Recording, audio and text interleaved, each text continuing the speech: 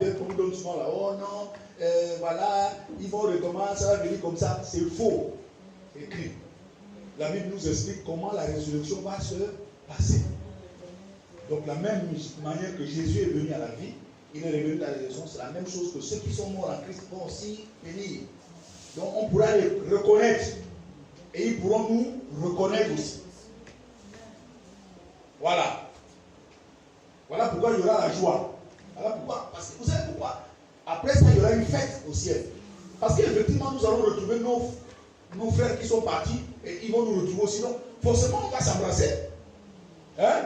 Pour ceux qui vont dans le tu vas là-bas, tu trouves le frère que tu veux. Oh, mais quoi? Samba. Oh mon Dieu, tu es venu, oui. Et tel. Ah, tel là, voilà.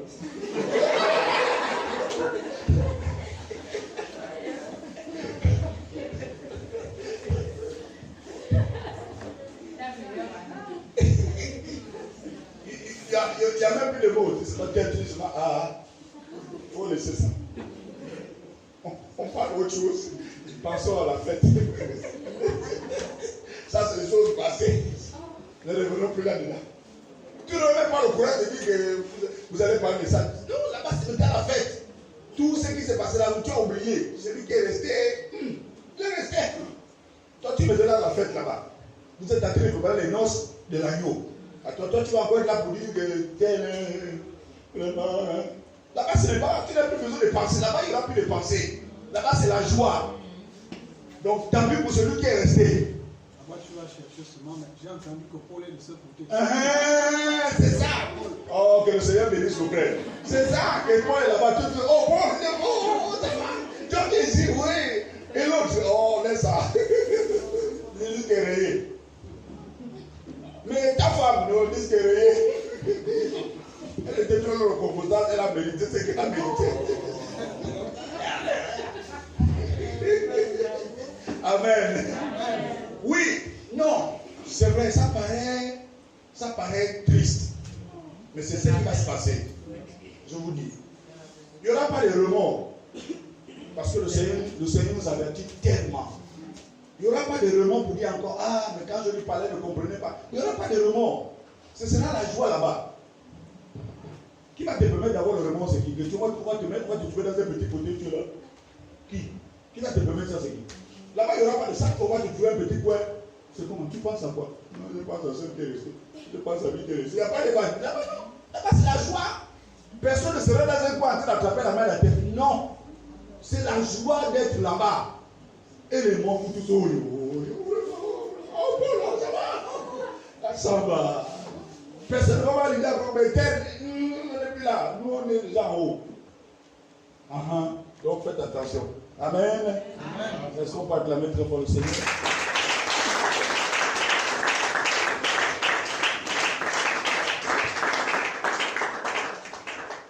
Allez, notez. On va terminer par ça. On va mettre cette dernière note. Les ressuscités auront des corps spirituels avec une chair et des os complètement restaurés. Voilà, c'est ce que j'ai dit tout à l'heure. Notez.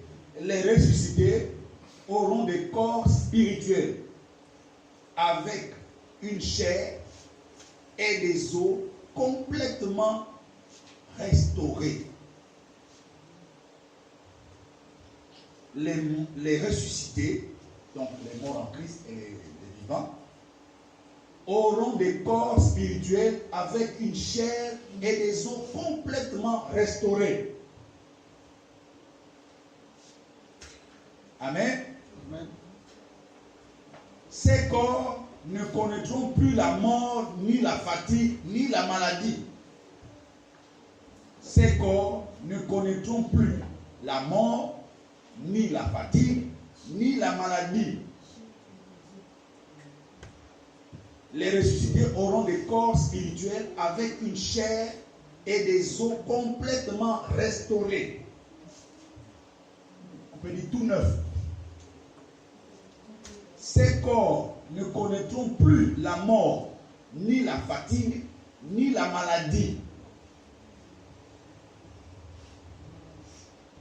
Ces corps ne connaîtront plus ni la mort, ne connaîtront plus la mort, ni la fatigue, ni la maladie. car ils seront glorieux et incorruptibles. Ils seront glorieux et incorruptibles. Car ils seront glorieux et incorruptibles. Car ils seront glorieux et incorruptibles. Car ils seront glorieux et incorruptibles. Je reprends. Ces corps ne connaîtront plus la mort, ni la fatigue, ni la maladie, car ils seront glorieux et incorruptibles. On va lire le même passage, 1 Corinthiens 15, note maman, note là-bas, note maman, note maman. 1 Corinthiens 15, versets 42 à 43. 1 Corinthiens 15, versets 42 à 43, et nous allons terminer pour aujourd'hui. Nous allons nous retrouver mercredi prochain pour la deuxième phase de la première résurrection. Lisons la parole de Dieu dans le livre de 1 Corinthiens 15, 42 à 43. Pour finir. Je lis la parole de Dieu. Oui. Dans 1 Corinthiens 15, à partir du verset 42. Oui. Il en va de même pour la résurrection des morts. Il en va de même pour la résurrection des morts. Lorsque le corps est porté en terre, il est porté en terre, comme la graine que l'on sème, comme la graine que l'on sème, il est corruptible. Il est corruptible. Est-ce que vous avez compris? Vous avez compris? Lorsqu'on met le corps dans la terre, il est corruptible. Écoutez maintenant. Et il ressuscite incorruptible. Vous avez compris? Ça, c'est pour ceux qui sont morts en. Quand ils sont morts, leur corps était Corruptible. Quand ils vont ressusciter, leur corps sera Incorruptible. Vous avez compris? Continue. Semé, infirme et faible, il ressuscite plein de force. Vous avez compris? Ils seront enterrés, pour certains infirmes, pour certains malades, pour certains ceci. Mais quand ils vont ressusciter, ils seront comment? Plein de force. Yeah, man. Hein? Il n'y aura personne qui va boiter. Je disais, il n'y aura pas de zombification. Il n'y aura personne qui va manquer les yeux. Tout le monde aura son œil à sa place. Ses dents à sa place. Tout sera restauré. Donc, vous, chrétiens, n'ayez pas peur. Hein? Donc, pour nous, là, si on meurt en Christ, là, quand tu reviens là-bas, tes cheveux, c'est avec toi. Tes dents, c'est avec toi. Tes doigts, c'est avec toi. Tout. Rien ne va te manquer. Tu ne vas pas chercher quelque chose sur ton corps. Donc, je dis, il n'y aura pas de zombification. Pour dire que non, tu cherches le doigt et rester quelque part. Et puis vous le trouvez là-bas. Mais ton doigt est resté. Non, c'est le doigt. C'était tombé comme dans le train. Pas à ma soupe. Il n'y a pas de ça. Tout doigt, il sera avec toi. Tout insecte que tu es doigt. Alléluia. Amen. Est-ce qu'on peut acclamer très pour le Seigneur?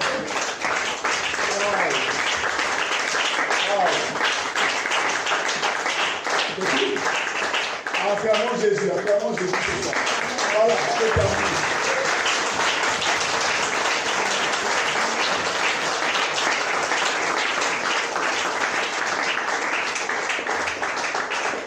Amen. Vous êtes bénis. Parce que les enseignements comme ça, ce n'est pas donné partout. Vous êtes bénis. Vous êtes vraiment bénis.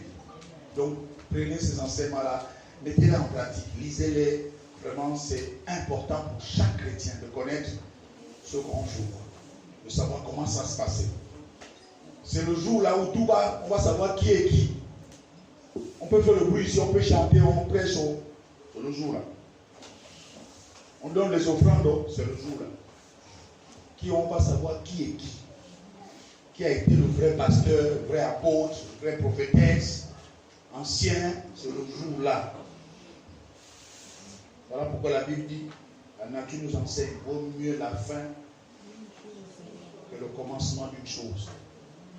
Donc moi là, pourquoi même moi l'homme que Dieu, l'homme, l'apôtre là, moi je cherche à aller jusqu'à la fin. Parce que je peux bien débuter là, et puis terminer mal. Ce qui est important là, c'est que tu arrives à la fin là-bas. C'est là où on va déterminer si tu étais vrai ou pas vrai. Ce n'est pas là, nous sommes encore en train de marcher. Et marchons pour aller jusqu'au bout. Jusqu'au bout. Je veux te suivre dans les bons, les mauvais jours. Pour aller jusqu'au bout. Comme l'apôtre Paul a dit, je cours jusqu'au bout. L'apôtre Paul a dit, je cours. Non pas battant de l'aile, mais je cours parce que je vais atteindre l'objectif. Je vais atteindre le prix. Je vais remporter le prix pour avoir la couronne. Parce qu'au ciel aussi, il y aura des couronnes. Ça, on va en parler prochainement. Peut-être dans l'enseignement, on va voir. Il y aura des couronnes qui seront distribuées aux bons élèves. Ça veut dire qu'on pourra tous être enlevés, mais on n'aura pas tous la même couronne. Ça, c'est encore autre chose. C'est comme les médailles. Toutes les médailles et les couronnes seront distribuées en fonction du travail que tu as fait sur la terre. C'est comme ça. Là-bas, là, le Seigneur va déjà les cahiers. Il dit que toi, là, tu faisais toi. Il va arriver même qu'il y a des hommes qui auront plus de médailles, c'est-à-dire que tu auras une couronne plus que même ton pasteur. Ton pasteur a la médaille et toi, tu as la couronne. Il n'y aura pas de combine. Seigneur, mais pourquoi? Il dit que non. Elle mérite ça. Toi, tu as la médaille, mais elle a la couronne. Parce qu'elle a mieux travaillé que toi sur la terre. Ses œuvres sont montées jusqu'à moi. Est-ce que vous comprenez? Ça, ce sera celui-même Dieu qui connaît ça. Comment ça va se passer? Donc, à part le monde là, on va encore arriver là-bas, il y aura un autre examen, il y aura la distribution des couronnes, des récompenses par rapport à tout ce que nous avons fait sur la terre. Ça là, certainement, on va voir ça peut-être prochainement. Alléluia. Amen, amen. Donc, mercredi prochain, nous allons poursuivre avec la deuxième phase de la résurrection. Donc, nous avons vu aujourd'hui la première phase. Donc, nous allons voir la deuxième phase mercredi prochain. Donc, ne manquez pas. Venez écouter la deuxième phase. Comment la deuxième phase là, ça va se passer comment? Pour toi qui vas rester.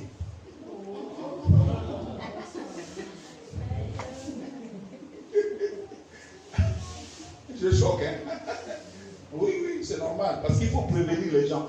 Vous savez, moi, je suis cru parce que je vais créer en vous ce qu'on appelle la crainte de Dieu. Parce que si je prêche aussi facilement, vous allez minimiser les choses. Il faut vous le dire de manière crue pour prendre que vous preniez conscience. Ah, comment le type peut parler comme ça? Oui, que tu prennes conscience que ce que tu fais aujourd'hui, il faut que tu arrêtes. Donc je vais, excusez-moi, je vais deux fois choquer. Parce que mon désir, c'est que nous nous retrouvons un jour au ciel. Est-ce que quelqu'un comprend ça? Amen. Donc pour ça, moi je ne vais pas faire joujou avec vous. Je veux vous pousser à cette crainte-là. En fait que, vous savez, en fait que vous ne faites plus les choses, ça dit, vous savez, il y a des églises, hein, quand ils voient le pasteur, tout le monde est carré. Et que même si le pasteur n'est pas là, vous êtes carré. Est-ce qu'on comprend ça? Amen. Que même si l'homme de Dieu n'est pas à côté de vous, mais vous marchez, parce que vous n'avez pas la crainte de l'homme de Dieu, mais vous avez la crainte de Dieu. Amen. Est-ce qu'on peut acclamer le Seigneur?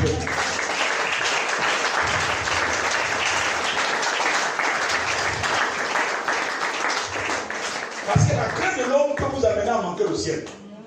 Vous allez avoir papa Jean est rigoureux, vous allez avoir peur de moi, mais vous allez aller en enfer. Vous pouvez avoir peur de moi, hein? Moi je suis un homme. Mais la meilleure personne qu'il faut avoir peur, c'est Jesus Christ. Lui là. Moi je peux vous pardonner, je peux vous faire des parties pris. Mais lui là, il n'y aura pas de parties pris. Lui il est juste dans sa justice. Donc, et voilà pourquoi je parle comme ça, c'est pour créer en vous cette crainte de Dieu là. Il dit, même si papa j'en ai pas là, je suis censé vivre dans la sainteté, je suis censé vivre dans la crainte de Dieu. Parce que même si papa Jean ne me voit pas, il y a quelqu'un au ciel qui me voit. Même si papa Jean n'est pas à côté de moi, mais il y a quelqu'un qui me voit, qui m'observe, qui voit tout ce que je fais en cachette. Ok, c'est bon. C'est pas n'importe quoi. Je vais regarder ma copie pour ne pas me tromper.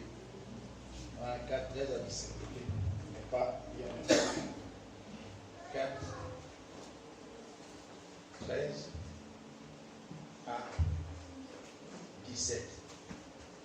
Voilà, vous pouvez noter ceux qui ne voient pas bien, c'est écrit au tableau. 1 Thessaloniciens 4, verset 13 à 17. Merci. Alors je reprends.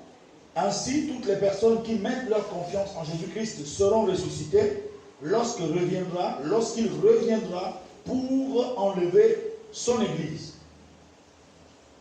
Amen. Amen, amen. Amen. Vous avez compris? Qu'est-ce qui va se passer? Qu'est-ce qui va se passer, frère? Je vais le donner là. Je vais quand même donner. Qu'est-ce qui va se passer? Lorsque il y aura l'enlèvement, qu'est-ce qui va se passer? On a dit quoi? Avant l'enlèvement, il y aura. On a dit quoi? Je vais le dire là. Ainsi, toutes les. Ils vont faire quoi? Ah! Ils ne vont pas d'abord enlever comme ça. Il y aura quelque chose qui va se passer, d'abord une résurrection. Tous ceux qui ont servi le Seigneur, qui ont donné leur confiance en Dieu, qui ont marché comme Dieu veut, ils vont ressusciter. S'ils sont morts, ils vont sortir des tombes. Écoutez bien, ils vont recevoir ce qu'on appelle la résurrection. Tous ceux qui sont morts en Christ, qui ont servi Jésus-Christ en esprit et en vérité. Beaucoup de personnes sont mortes, ils vont à l'église. Mais ce jour-là, on saura qui est mort pour Jésus. Comme nos frères musulmans là, c'est le jour-là qu'on va savoir. Le musulman avec ce qu'il raconte comme ces histoires de Mahomet là, c'est le jour-là on sera le grand jour. Qui a servi le vrai Dieu en esprit et en vérité. On verra quelle est l'église qui sera enlevée. Si c'est la cathédrale, si c'est la mosquée, ou si c'est les chapelles. On verra. C'est le jour-là. Si c'est comment on appelle? L'imam qui sera enlevé, ou le pasteur. C'est là. C'est le jour, le grand jour. Moi, quand c'est un jour qu'un musulman, je dis, frère, on ne discute pas beaucoup. Moi, je n'ai pas beaucoup parlé. Vous êtes en haut, vous êtes en bas, c'est pas grave. Attendons seulement ce jour-là. Il ne faut pas mourir vite, il faut être présent parce que sinon on sera la vérité. Voilà, on verra si ton imam va monter. C'est tout. Et puis tu verras si mon pasteur, mon pasteur, moi, le pasteur, je vais partir. C'est tout. Sinon on saura qui est avec Dieu. Amen. Amen. Voilà. Donc il y aura quelque chose qui va se passer. Donc il y aura la résurrection de tous les justes. Amen. Il faut bien comprendre. Il n'y aura pas la résurrection des chrétiens. Ce n'est pas ce qui est écrit dans l'enseignement. Ce n'est pas écrit là, il y aura la résurrection des chrétiens. Ce n'est pas comme ça, ce n'est pas écrit. C'est la résurrection de tous ceux qui mettent leur confiance en Jésus-Christ. Même le païen peut assister à cette résurrection-là. S'il met sa confiance en Jésus, là, Jésus l'a prévenu que même les prostituées vont nous précéder. Attention. Et là, quand on dit mettre sa confiance en Jésus-Christ, on parle de la foi. C'est la foi. Quelqu'un qui met sa confiance en Jésus-Christ, c'est la foi. C'est-à-dire quelqu'un qui croit que Dieu existe. Donc, même les prostituées là, ils vont nous étonner là. Ce que nous traitons, les soulards qui passent la route là, on regarde bien le rigolo là. Ce jour-là, tu seras étonné de le voir avec toi. Tu dis, oh, c'est comme ça. Amen. Donc ça va nous étonner. Amen. Jésus lui-même l'a prévenu. Il a dit, il ne faut pas que ça nous étonne parce que c'est écrit. Il a dit que même les prostituées vont vous précéder. Donc, ça vous dit que même sur la terre là, ne négligez pas le gars qui marche sur la route, le soulard là, il ne faut pas le négliger. Même la personne qui veut le combosa avec toi, ne le prends pas que lui là, ne le qualifie pas qu'il va là en fait. Tu ne sais pas qu'après faire le combosa avec toi, la personne va se réconcilier avec Dieu. Et toi qui restes à combosser, lui il va au paradis, toi tu restes en enfer. Alors que vous combossez ensemble. Mais elle, ce qu'elle fait après finir là, elle rentre dans sa chambre. Seigneur, pardon. C'est celle-là qui m'amène à faire ça. Elle se réconcilie avec ton Dieu. Pendant ce temps, toi tu restes. De toute façon, papa Jean, il fait comme il veut, maman. Voilà que Jésus arrive là. Toi tu restes, elle est pas. alors que c'est elle qui a amené le sujet. C'est ça qu'il faut comprendre. Jésus l'a dit que dans la même maison, deux personnes seront en train de faire la même chose. Une va partir, l'autre va. Attention. Quelqu'un peut venir avec son histoire, c'est bien. Il faut souvent éviter de faire des commentaires. Et une fois de prendre ça, et puis tu prends ça maintenant que c'est ton histoire. Des fois, la personne qui a mené la nuit, c'est la personne qui m'a même venu voir mon frère Jean pour dire que si tu sais que manger comme ça. Et toi, tu restes autant avec les. C'est toi qui deviens la mal vue. Alors que c'est quelqu'un qui t'a mené l'histoire. Mais comme tu n'as pas discerné, tu es tombé dans l'eau. Donc attention, ce jour-là, c'est la même chose. Deux seront ensemble. Une personne sera enlevée, l'autre va. Imagine que tu es avec quelqu'un tous les jours, c'est elle qui t'amène les histoires bizarres. Elle t'amène à pécher et tu la vois en train de partir, toi tu restes là debout. Tu la vois partir. Je ne sais pas comment tu vas faire. Elle monte et devant toi, tu la vois comment elle monte. Oh, même toi aussi tu parles, hein. Je suis en train de partir, ma soeur. Donc toi tu es censé aussi partir. Tu dis, oh, moi je suis parti. Oh. Toi là, oh, toi là comment? Moi je suis parti. Toi, tu es avec les grosses larmes, en train de pleurer. Ah, amen. Amen, non? Voilà pourquoi c'est pas bon souvent de copier les autres. Quelqu'un vient avec son histoire, ferme ta bouche. Amen. Voilà. Ne te mets pas dedans parce que tu ne connais pas la relation que l'autre a avec son Seigneur. Voilà. Il y a des gens qui viennent ici, quand tu le vois, la vie n'est pas possible. Mais quand il rentre la prière, il devient sérieux. Toi qui t'amuses là, tu passes à côté. Alléluia. Voilà. Ainsi, toutes les personnes qui mettent leur confiance en Jésus-Christ seront ressuscitées lorsqu'il reviendra pour enlever son église. Lisons 1 Thessaloniciens 4, versets 13 à 17. C'est bon? Tu es prêt? Vas-y, il y a le micro là. Blanche, tu es prêt? Je peux lui donner le micro? Merci. On va écouter ce que la Bible dit. J'ai eu la parole de Dieu. Oui. Dans 1 Thessaloniciens 4, à partir du verset 13. Oui. Nous ne voulons pas, frères, vous laisser dans l'ignorance. Nous ne voulons pas, frères, vous laisser dans l'ignorance. Non, actualise s'il te plaît. Nous ne voulons pas, frères et sœurs dans le Seigneur. C'est comme ça. Oui. Voilà. Nous ne voulons pas, frères et sœurs dans le Seigneur. Oui. Vous laisser dans l'ignorance. Au sujet de ceux qui sont décédés. Ah, vous comprenez, non? Au sujet de ceux qui sont décédés. Décédés, c'est ceux qui sont morts. Continue. Afin que vous ne soyez pas tristes. Afin que vous ne soyez pas tristes. De la même manière que le reste des hommes. De la même manière, quoi? Que le reste des hommes. Que le reste des hommes. Continue, mon fils.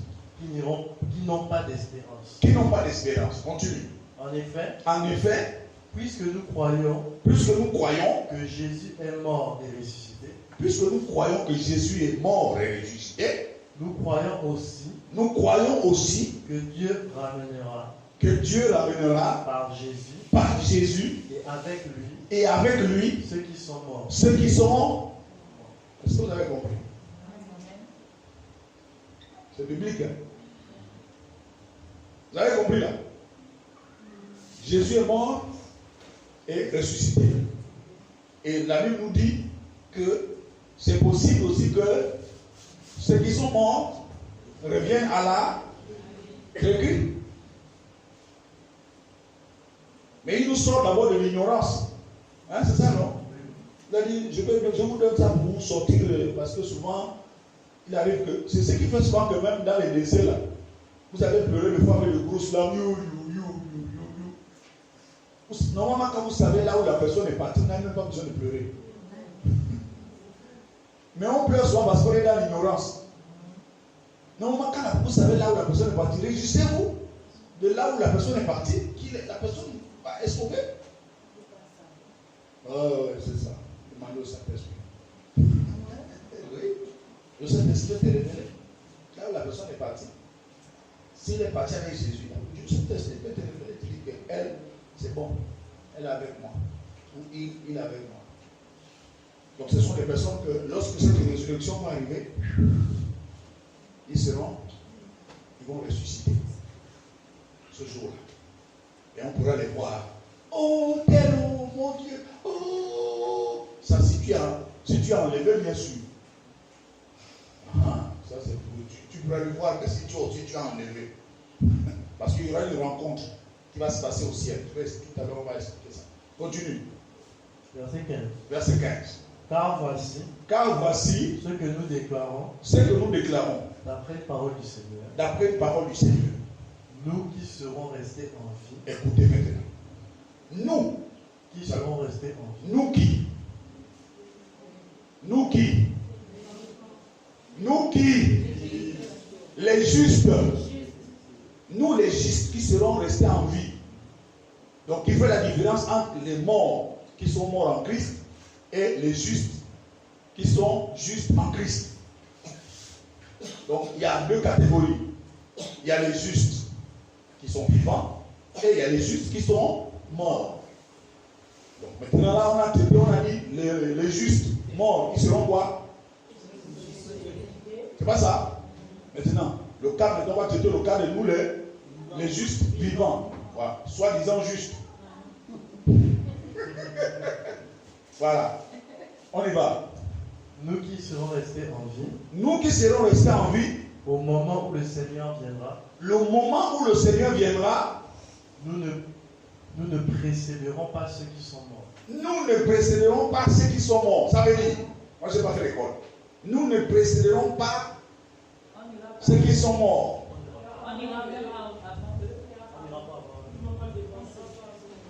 On ne va pas faire quoi?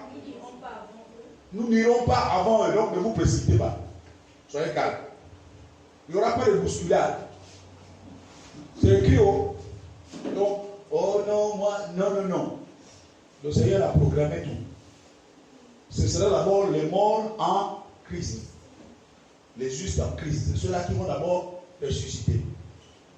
Ensuite, c'est nous. Après, premièrement, ce sont eux en Christ. Ensuite, c'est nous, les justes, qui resteront fidèles au Seigneur jusqu'à la fin. D'accord? C'est ceux qui vont persévérer jusqu'à la fin. Ceux qui vont garder leur lampe allumée jusqu'à la fin. C'est ceux-là qui vont attendre maintenant la deuxième phase. Première phase. Nos frères qui sont partis dans le Seigneur, ils vont être enlevés à la rencontre de l'époux. Ensuite, tout d'un coup, il y aura quelque chose qui va se passer. Ensuite, les vivants en Christ. Nous aussi. Continue. Verset 16. Oui. En effet, au signal donné. Donc, ouais, ce ne serait pas dans le désordre. Donc, il y aura un signal. Donc, comme un sifflet, comme une trompette. On ne sait pas si ce sera une trompette ou un signal ou un sifflet, mais il y aura quelque chose. Voici. Sitôt que la voix de l'archange et le son de la trompette divine retentiront. Ah, la Bible précise qu'il y aura le son de la trompette divine. Donc, une trompette céleste. Donc, c'est une trompette qui va sonner au ciel. Comme le réveil qui te réveille le matin.